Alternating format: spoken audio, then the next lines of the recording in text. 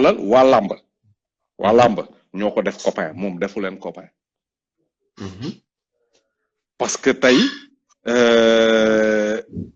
nitu làmb yi ñooy nekk fii ñoom ñëpp di ànd ak Matar Ba di ko coller xam nga vendredi ñu dem julli jéeg moom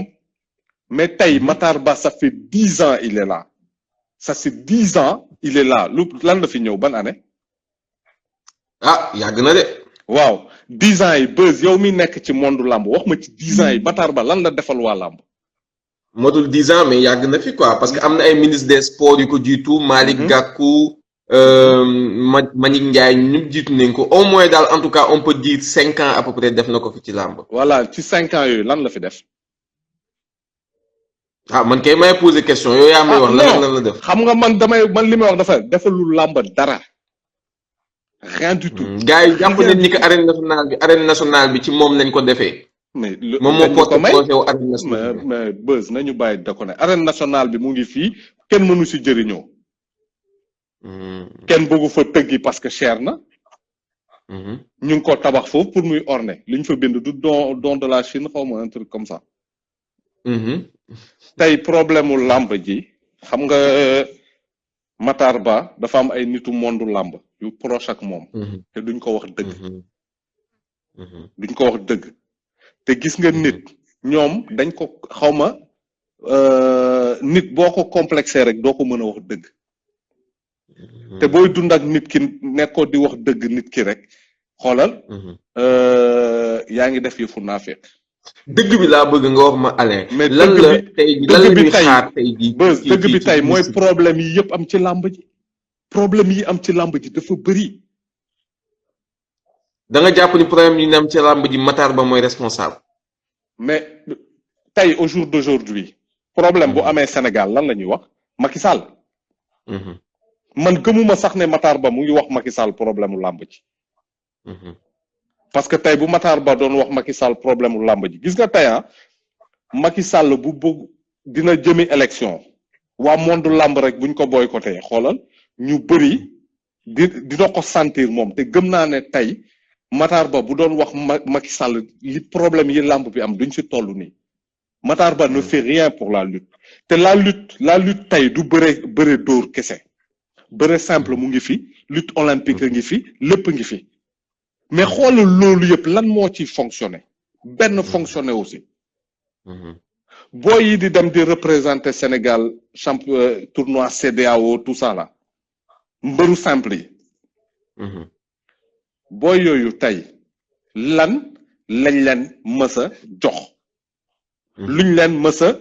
ne gañe ngeen andi neen or lii mu ngi nii pour yéen la xoolal benn affaire bu bett tey boo jëloon lamb bi nga professionnaliser ko man ci sama xalaata tey nga xoolal balaa ngay dem sax egg foofu tey joueur équipe Sénégal football yi les 90% bu ñu amul nationalité beneen dëkk am nañu carte séjour dëkk boobu ay sportif lañu te d'accord avec moi waaw ñooñu n'empêche ñu ngi leen di jox ay passeport diplomatique ñu koy dugal Instagram au calme jëlal benn mbëru simple double champion d'Afrique ñu ñoom Boy Faye Adama Diouf nu mu tuddati Cheikh Tidiane Niang Reug Franc nga laaj benn boy ndax am na waaw nga laaj benn boy ndax am na waaw nga laaj benn boy ndax am na passeport diplomatique te ñooñu lañ ko waroon jox parce que ñoom ñoo ko soxla ñële ñu ngi koy jël di ko dugal ci Instagram bi et tout ça yor na passeport diplomatique sénégalais amul lu leen benn njëriñ tey booy mbër yi di immigré bu ñu amoon possibilité di dem di entraîner ji di ñëwaat lamb bi professionnalisé wu xoolal lamb ji professionnalisé wu du ñu immigré. kii Alain ma laaj la dara.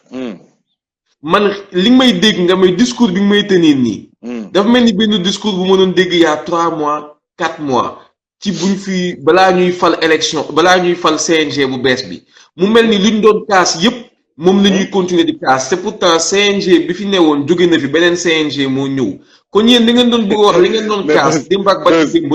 le problème c'était pas le CNG donc le vrai problème c'est mosuma kaas Alioune Sarr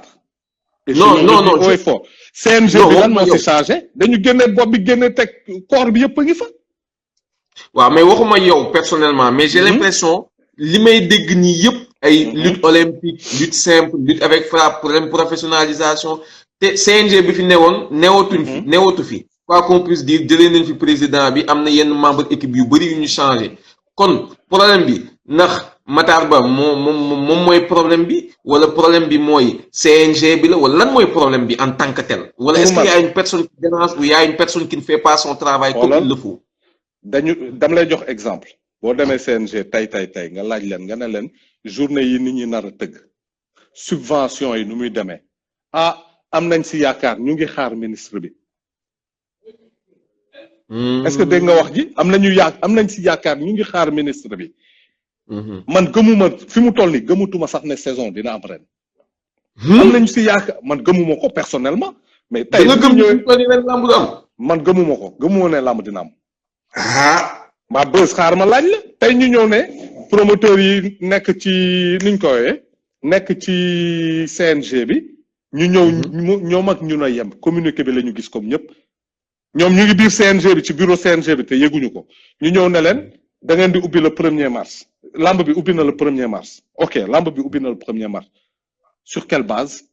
ak naka lay demee ñu ne da ngeen di huis clos gars yi dañuy jël ay 25-30 millions ñeneen ñi ay 70 millions dugal ko ci lamb ñëw tëgg ni di set huis clos comme ça sànni seen xaalis.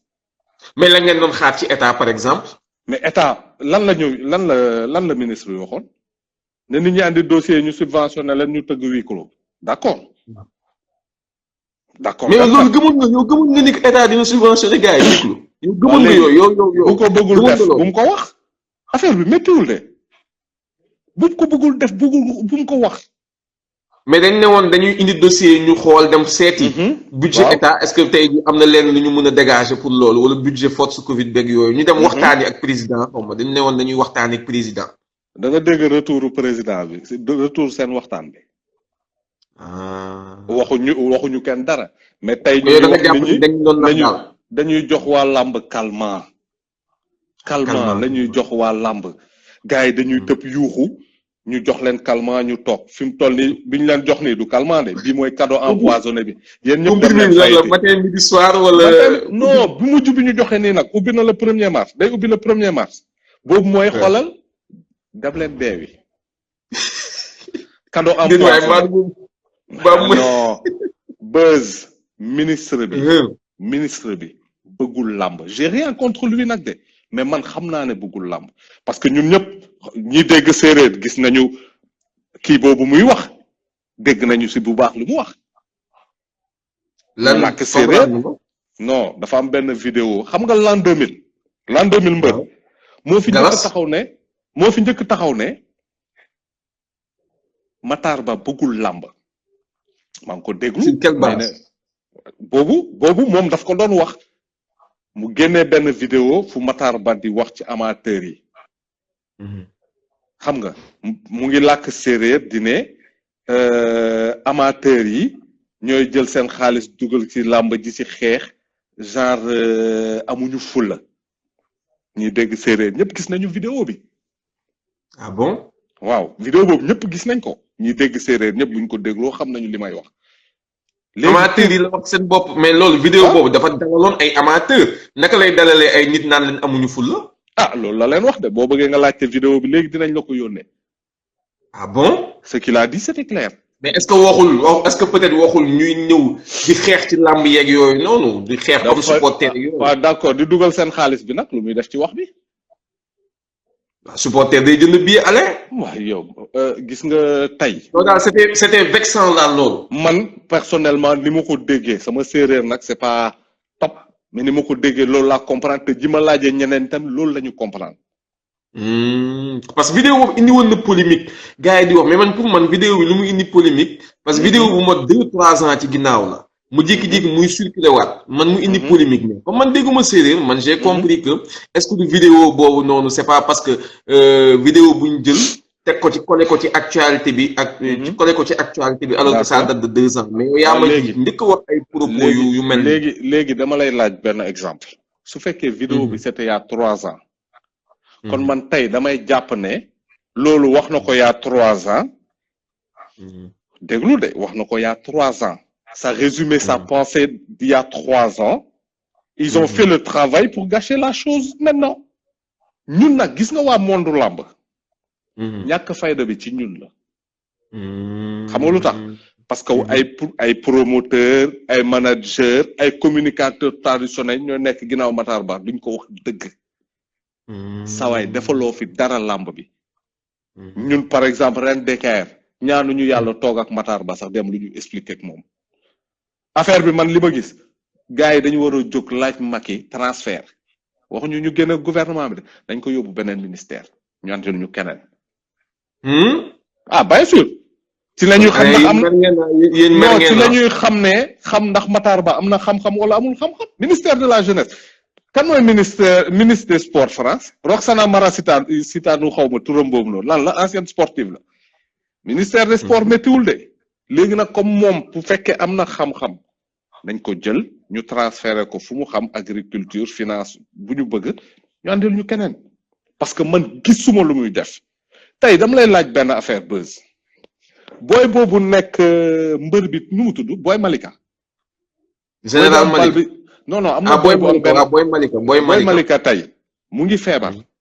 ñu woote ni làmb bi yëpp di wax ci moom. Matar Ba gisuñu ko mu réagir man de gisuma ko. mais est-ce que tu peux traiter man nag loolu du ma ci d'accord. est-ce que non dafa ndànk xaaral non man lu benn exemple rek laay joxe. gisuma ko mu réagir ministre des sports la te d'accord avec moi. réagirul la ñu gis ko muy recevoir ay 10 000 problèmes di leen may ay 1 million dañuy waxante dëgg. xam nga fii ñu ngi wax affaire de vie et de mort yow nga ñuy wax ay Pawlish ay Ouzin Keita ay 10 000 problèmes ñooñu nga xam ne dañu wayadi. xam nga dañuy waxante dëgg quoi lamb bi à un moment donné li ci manqué dafa bëri. dafa bëri léegi dafa mel ni moom ministre des sports la sportu Sénégal kumba am ndey ak kumba amul ndey la waa lamb bokkuñu mais faute bi man je me dis ci waa lamb la faute bi ci waa lamb la. je vois des commentaires comme quoi Buzz le gars a raison laisse-le s'exprimer Tony Ndiago moom moo koy wax waaw mais dañ koy poser ay questions léegi man li ma bëgg a xam Alain li ma bëgg a xam mooy concrètement aujourd'hui lu ñu naan benn jour mës naa tenir benn réunion wax li gars yi ne mën na fii dëkk bi sikki ma lakkandoo nag mooy tey on est dans un contexte particulier mi nga xamante ne moom mooy coronavirus tey lépp lu fi nit amoon comme plan d'action ci say business ak ci yëpp jaxasoo na est-ce que tey coronavirus bi du moom moo ñëw teguñu ci ñun mais le vrai problème au lieu d'être Matar Ba c'est plutôt le coronavirus est-ce que tey jii yéen lan ngeen di xaar ci Matar Ba concrètement mu def est-ce que tey da ngeen di xaar ci état mu jël xaalisam subventionné promoteurs yi ñuy tëgg mais est-ce que loolu c'est possible. Buzz man benn laa lay wax. gis nga nañu dundee dëgg. comme ni ma doon wax sànq.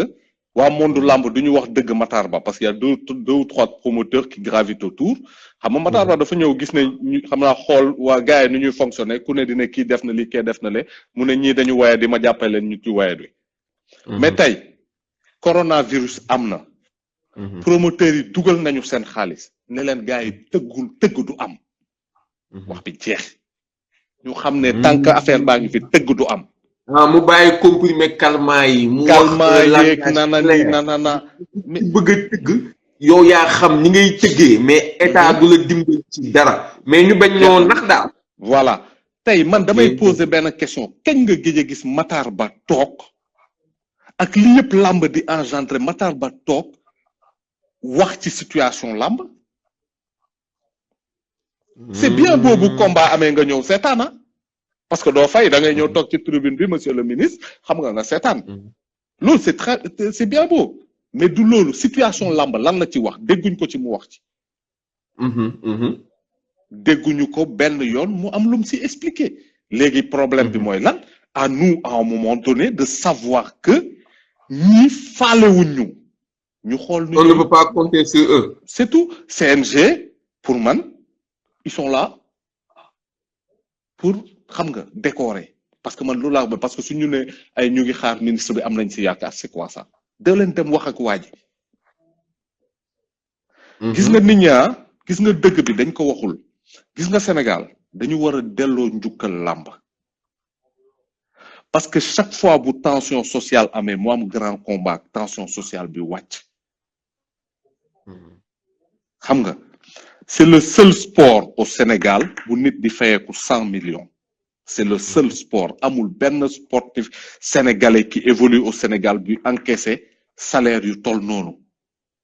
duñu jël nag sport bi nga xam ne ñun moom la ñu am moom la ñu mën ñu suy minimiser parce que à part làmb nii sénégalais yi lan la fi mën lan la fi gagné. Mais je viens de lire un commentaire. C'est pas à Matar Ba de soigner les lutteurs. Le CNG doit mettre des plans d'action, planification, organisation, direction et contrôle. C'est un commentaire de El Malik Samba. Est-ce que dinaa tontu El Malik Samba. nee naa leen sànq CNG man li ma jàpp dañ fi nekk pour orner. dañ fi nekk pour orner ça revient à ce li ma doon wax sànq lamb bi en général la ñu war a structurer waat. gis nga dañu am benn avantage boo xam ne ñun xamuñu ko sax gis nga bu ñu structuré woon lamb bi di nga gis ay médailles olympiques di nga gis ay médailles championnat d'Afrique gis nga même buntu MMA ci structuré lamb bu baax lay nekk. est-ce que tu vois ce que je veux dire suñu tegoon lépp ci yoon boo jëloon tey Reug-Reug Franc Cheikh Tidiane Na Boy Faye Adama Diouf sax nga jël 5 yooyu rek nga jël leen former leen ci lutte olympique dina ma jaaxal 5 yooyu dem Jeux olympiques kenn du ci andi médaille lamb ba muy baax lamb bu Double Less Papa Balla Gaye demoon na fi Jeux olympiques tout ñun boobu xale lañu mais boobu ñu ngi woon ci bonne voie dañu reculer Matar Ba ak CNG pour moi c'est la même chose CNG ils sont là Père Bira ku baax la jot naa ko téléphone mais man su ma ko doon conseil dama koy ne père mu ne ma mën a ko gars yi dalal seen kaw nga wax leen lu ñuy dégg parce que defuñu dara ñun maanaam les autorités yu ko fi teg waaw ñoom ñoo ko fi teg mais bu ñu jël Père Bira Sène teg ko fi pour li dal Alioune Sarr dal ko parce que si moom Bira Sène amul pouvoir de décision ndax ñële amul pouvoir de décision ndax njële ça sert à rien ça sert absolument à rien te ñun nag feebar bi yëpp ci ñun la parce que nit ñi ñu ngi fii communicateurs traditionnels yi yenn promoteurs yi ak gravité autour de Matar Ba duñ ko wax dëgg ñeneen ñi dañu complexé moo tax duñ ko wax dëgg promoteurs yi ñu ngi nii yor fi ñaari association promoteur xam nga déjà loolu boo ñëwee nga gis ñaari association promoteur nga ne ñii déggoowuñu xoolal ça va être facile à manager foofu la erreur bi commencé est-ce que comprendre nga là man xoolal foofu la affaire première erreur bi nekkee parce que pour loolu mooy wane ne ñaari association promoteurs yi am na ku ci nekkul ci dëgg te kenn ñemewu ko wax promoteurs yi ñooy jël seen xaalis dugal ci làmb investir ci làmb def lépp di fay stade di fay organisation di gérer lépp ak seen fonds propre am na minimum de respect bu ñu war a am ci ñun deuxième chose jeunesse bi làmb ji égal jeunesse am na boo yu bëri ci làmb xam nga tey mbër yu ndaw yi ñoom yi làmb la ñu yaakaar mbër yu mag yi ñoom war nañu am jom bu politicien wooteete duñ ko faale politicien bu woote waate bu ko mbër yu mag yi faale parce que ñoom am nañu xaalis ba pare mais nañu fàttaleku ne seen rakk yaa ngi ci suuf amaguñu dara te gars yi defuñu dara pour ñoom c'est ça la réalité macha allah Alain fu may jeexaleeg yow balaa may jël Tafa Gueye 2 mooy damay tëj page Matar Ba tëj page jafe-jafe yi nga xamante ne ñu ngi ci làmb ma laaj li concrètement yéen en tant que promoteur en tant que structure bu tëgg ay làmb taxawal combat yu bari yéen fu mu toll nii ak làmb ji nu mu bindoo xam ngeen ni du ngeen jot benn subvention parce que subvention bu naree am sax gisuñu seen dossier yéen ci CNG donc yéen lan mooy plan d'action bi déggoon na ay promoteurs yi wax waxu Gambie mais Gambie c'est la piste à écarter c'est une piste à écarter fu mu toll nii Gambie day tëj frontière am bientôt waaw Gambie day tëj frontière am mais Gambie day arrêter les événements aussi dégg nañu président bi ñu ne à partir de telle date événement du fa amati donc fu mu toll nii quelle est la solution pour Rent DKR lan ngeen fas yéene def est-ce que da ngeen di tëgg seen ay combat à huis clos ou bien est-ce que da ngeen di téye seen mbër yi ba keroog corona bi di jeex premièrement tey ñun duñu ñëw ne nii rek dañuy tëgg suñu combat déjà ñun à la base bi ñuy tëgg dañu noonu dinañu pay-per-view mais gis nga corona bi hormis lu bëri bloqué na lu bëri mooy tey bu ñu naree tëgg sax faudra ñu teg ko ci lu leer ñu xam fu ñuy jëm gënaat jël temps pour démarcher certains sponsors joobaat yeneen affaires yi parce que ñoom li ma doon wax sànq la rek seen affaire subvention yi sans s'en rendre compte ils ont porté préjudice aux gens ils ont porté préjudice aux gens loolu tax biñ ko mënul waroon nañ ne duñ ko def objectivement tey on sera obligé toogaat on est trois man Jumbo Pape Sarr ñu waxtaanaat ci te comme ni may wax lamb bi moom ndëpp général la soxla parce que entre yëpp fi xew Kuba yi tout ça tatati xoolal keroog rek benn promoteur di sànni fes fi Pape Sarr dina ay courtier wu làmb la ma ne ni kii dafa dof xamul sax lu ñuy def muy ne ay course gi waa ji courtier wu làmb la Pape Sarr bu ko neexoon te tëdd njaaxaanaay du tal sax làmb ji mais nit ñi comprennent pas c'est que làmb bi ya assainissement la soxla assainissement bu mag à tous les niveaux dans toutes les associations tout promoteur manager mbër ñëpp ñu xoolaat suñu bopp xoolaat nu ñuy jëfee. macha allah nit ñi léegi dañuy taxaw kanamu ministre bi duñ ko ñeme wax dëgg parce que bëgguñu ku leen mere. loolu laa koy gisee mais bu demee ci kanam ñëppay laaj benn transfert parce que duñ ko ñaanal ñu dàq ko ñu ngi koy ñaanal mu nekk ministre bu léegi mais dañuy laaj Macky mu transféré ko. sa njëlbéenu wax da nga ma ne buzz li may wax nii na nga ko dugal ça veut dire que dala soxaloon est-ce que am na benn question boo doon xaar ci man te posé wu ma la ko wala loo bëgg wax te waxuma ko tout le temps nga posé ma question yi non damay bëgg muy leen rek dama bañ ñu ne ma non nii ak nii ak itam maa ngi wax ni que staffu Matar Ba wala boog les gens du ministère du sport wala waa CNG ñëpp ñi nga xamante ni ils ont été interpellés ci li Alain wax vous avez droit de réponse fii ci live Instagram bi fii c'est la démocratie am na ku waroon ñëw live ak Jumbo mu daw am na ku waroon ñëw live ak Jumbo Africa 7 ñëwul kookal la dama xam turu waa ji kañ xaw ma moom fa waroon nekk ak Jumbo ci plateau bi il est pas venu loolu dinañ ko gis incha allah gars yi ñoom ci seen bopp xam nañu ne li ñu nekk di def du yoon c'est pas normal nit ñi mënuñu investir autant d'argent nga teg leen à l'oubli dañu war a incha allah man maa leen ko dig dinañ ci fexe dalal kenn koo xamante ne jege na Matar Ba ou jege na CNG pour mu indi ay éléments de réponse ci li nga xamante ne boo koy def nga koy woo Instagram da ngay woo kenn ci waa ren DKR mu ñëw sa kër mu def live bi ak moom nga fekkee nit ki nekk non loolu beneen étape la non yow comme ni nga waxee neex débat lay nekk parce que ay politiciens lañu loo leen wax dañ siy génn amul benn problème incha allah jaajëf ci yow Buzz ma bëggoon nag benn affaire Buzz nga may ma ko 30 secondes parce que comme ni nga ko xamee yàggul sam pap il est décédé gaañu na ma koy ñaanal yàlla xare ko aljana mais ma kontaan ci benn affaire trop loolu daf ma gën a jox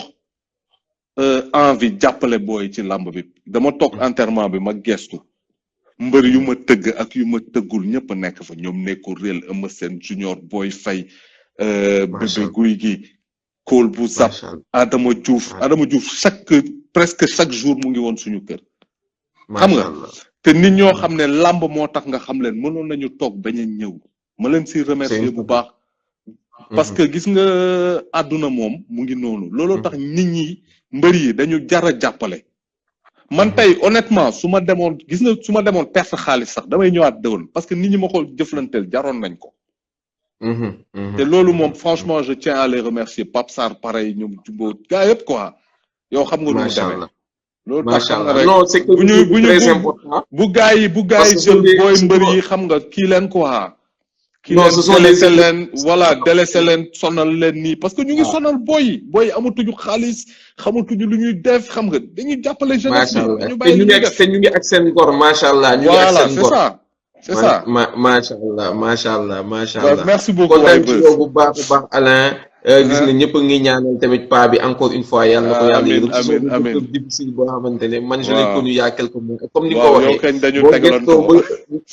ba nekk ci enterrement bi ba gëstu gis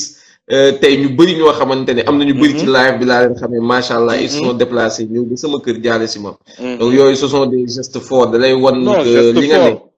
macha allah da lay gën a doole ci li nga ne. dañu ñibbi kër ga jógee enterrement bi sama yaay ne ma taxawaayu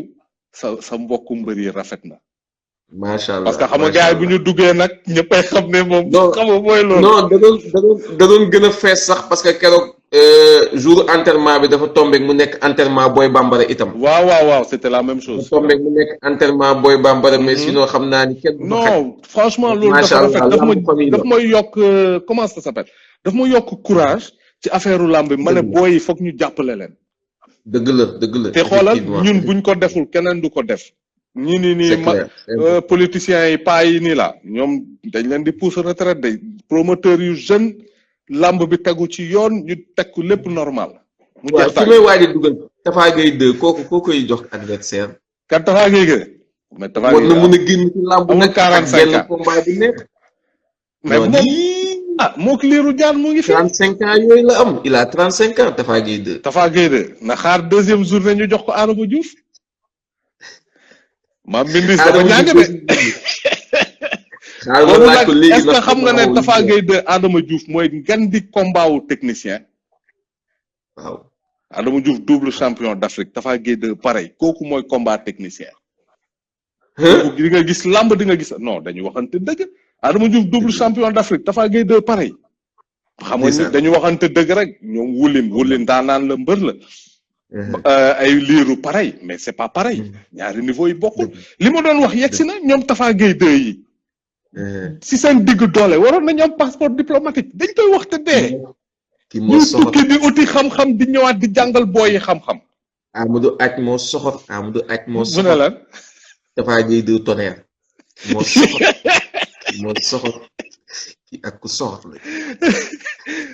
non Tafa Gueye 2 jox ko na xaar rek ñu jox ko Adama Diouf boobu mooy combat bu neex bi. macha allah kontaan ci yow. kontaan ci yow Beuz merci beaucoup.